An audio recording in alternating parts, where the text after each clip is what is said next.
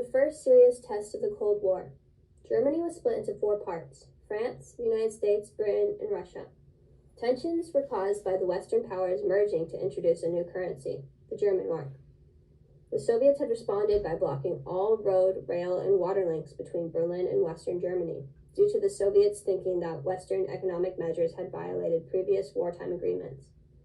On June 24, 1943, Russia announced that the four-power administration of Berlin was no longer in effect, and the Allies no longer had any jurisdiction there.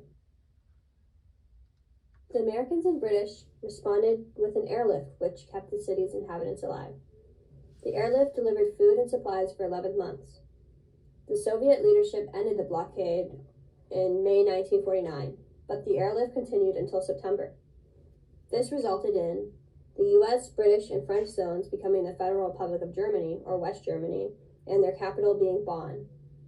The Russian zone became the German Democratic Republic, or East Germany, and its capital being Berlin. The Berlin Wall. In 1961, many refugees went to East Germany because they preferred the capitalist East to the communist West. This caused East Germany to build a wall to prevent anyone from getting out. The nuclear arms race. This was a race to get supremacy in nuclear warfare. Struggles started between the US and the Soviet Union, which led to the creation of 2 military blocs: NATO, the North Atlantic Treaty Organization, and the Warsaw Treaty Organization, or the Warsaw Pact. The Warsaw Pact was created as a response to the rearming of West Germany. The US wanted to regain military superiority, and the USSR wanted to be on par with the United States. Both the US and the USSR had huge arsenals of nuclear weapons, as well as developing different ways to deploy these weapons. In the 1960s, both sides had achieved, as Nixon said, essential equivalence. In the 1970s, both superpowers created MAD, or mutually assured destruction. The Korean War. At the end of World War II, the Soviet and US leaders had split Korea along the 38th parallel. The USSR and the US could not agree how to reunite Korea. Thus, in 1948, they decided to separate Korea into 2 different states. The South became the Republic of Korea, with its capital being Seoul, and the North became the People's Democratic Republic of Korea, with its capital being Pyongyang. On June 25, 1950, the Pyongyang regime ordered a surprise attack along the 38th parallel, which quickly pushed back the South Koreans and captured the capital of Seoul on June 27th. The U.S. convinced the United Nations to help the South Koreans repel their aggressors. The U.S. was not able to stop the North Koreans, which resulted in numerous humiliating defeats for the United States during the summer of 1950. America and its allies eventually pushed North Koreans back to the 38th parallel. The U.S. thought that it was their chance to unify Korea once and for all, so U.S. leaders sent troops into North Korea. U.S. advancements towards the Yalu River on the Chinese border caused the People's Republic of China to issue a warning against the United States. The U.S. did not heed China's warning, so about 300,000 Chinese troops entered North Korea, and the Chinese and North Koreans pushed the U.S. and their allies back to the south and started a stalemate on the 38th parallel. 2 more years of fighting followed, and about 3 million died, most of whom were Korean civilians. They agreed to a ceasefire on July 1953, which did not solve any of the problems between North and South Korea. Cuba, the closest incident to unleashing full-out nuclear war. Fidel Castro, the leader of Cuba, accepted assistance from the Soviet Union, which led the U.S. to fear Castro's communist leanings. U.S. officials started to plan an invasion of the island of Cuba. The USSR gave Cuba military support and economic aid. Cuba's alignment with the USSR made the United States take action. The Bay of Pigs. The newly elected president of the United States, John F. Kennedy, gave the go-ahead to a plan to invade Cuba and overthrow Castro and his supporters.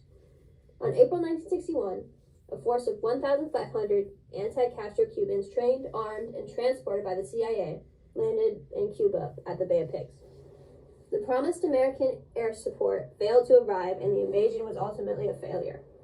Within 3 days, Castro's military had either captured or killed the entire invasion force. The Bay of Pigs disaster led to U.S. prestige in Cuba to lower and strengthened Castro's position in Cuba as well as his commitment to communism. The Cuban Missile Crisis. The U.S. had discovered offensive missiles and launch sites in Cuba. The Soviet government had taken a step to protect Castro's Cuba. This was seen as a definite threat to U.S. national security. Kennedy then gave a public announcement for the USSR to withdraw the missiles from Cuba and to stop giving Cuba more nuclear weapons. The leader of Russia at the time, Nikita Khrushchev, agreed to Kennedy's demands for them to withdraw the missiles from Cuba, on the condition that the U.S. would not invade Cuba, as well as making the U.S. get rid of U.S. missiles in Turkey. Kennedy had not made this public at the time. On October 28, 1962, Khrushchev announced on the radio that the crisis had ended. Black nationalism. The music of Bob Marley spread black nationalism throughout the world and influenced millions of black people who were struggling for their freedom. Different black activists were influenced by other activists. Marcus Garvey influenced Kwame Nkrumah.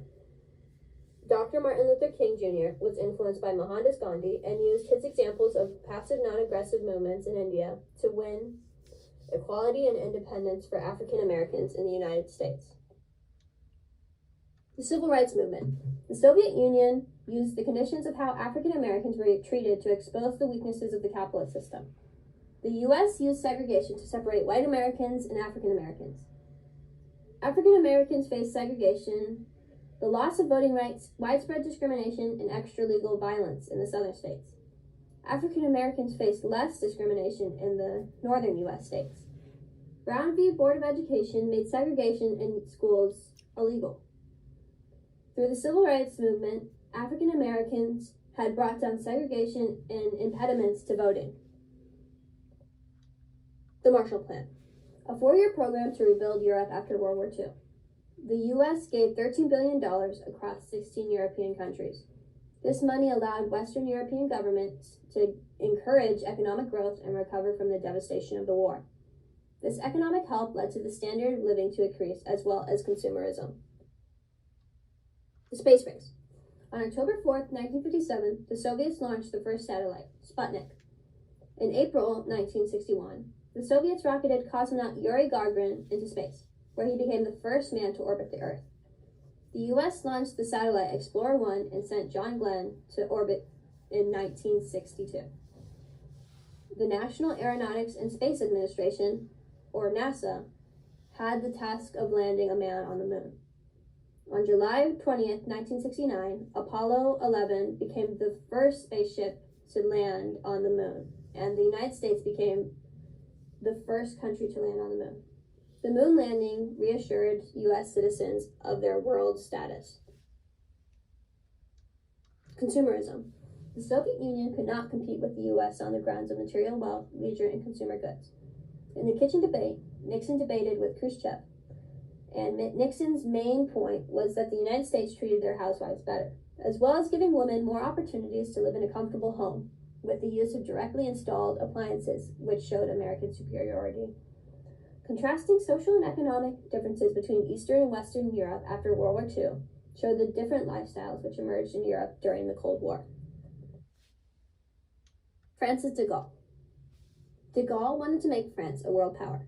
In 1963, the French government rejected a partial nuclear test ban treaty. He disengaged from the U.S.-dominated NATO and started the development of an independent nuclear strike force. In 1964, the French detonated their first atomic bomb in the Sahara Desert.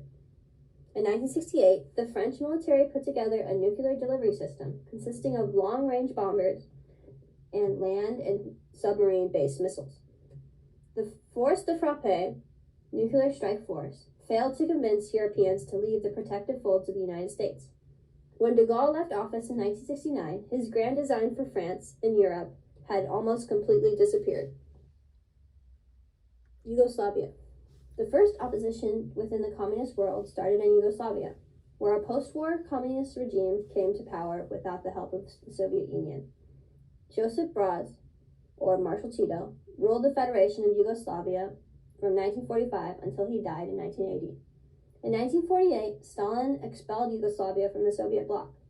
Tito tried to maintain good relations with Eastern European communist states, as well as establishing strong ties with non-aligned nations. De-Stalinization. Within 3 years of Stalin's death in 1953, several communist leaders had openly attacked Stalin and questioned his methods of rule.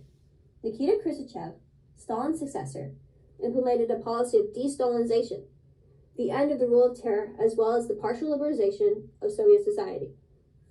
Government officials removed portraits of Stalin from public places, renamed institutions and localities bearing his name, and commissioned historians to rewrite textbooks to inflate Stalin's reputation. De-Stalinization lasted from 1956 to 1964, and it lessened government control and released millions of political prisoners.